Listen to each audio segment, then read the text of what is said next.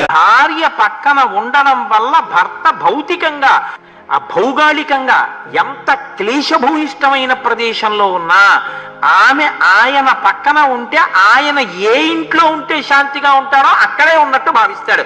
అందుకే గృహిణి గృహముచ్యతే. గృహము అంటే రాళ్ళు, బెడ్డలు, సిమెంటు, ఇల్లు, ఫ్యాన్లు కావు. ఇల్లు అంటే అర్థం ఏంటంటే భార్యయే ఇల్లు. గృహిణి గృహముచ్యతే. గృహిణియే గృహమని పిలువబడుతుంది. ఆవిడ ఉంటే ఇల్లు, ఆవిడ లేకపోతే అది ఇల్లు కాదు, తాత్కాలిక నివేశన స్థలము. నువ్వు కొంతకాలం ఉండడానికి వచ్చావు, అది ఎప్పటికీ ఇల్లు కాదు.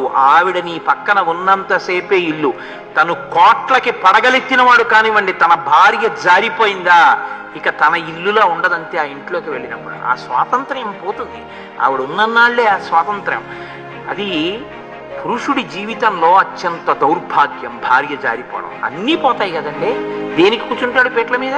ఇంకేం లేదు. ఆవిడ ఎంత అనారోగ్యంగానైనా ఉండనివ్వండి, జాకెట్ బట్ట మొదలుపెట్టు కూర్చుంటాడు, అధికారం ఉంది. ఆవిడ జారిందా పోయిందంతే.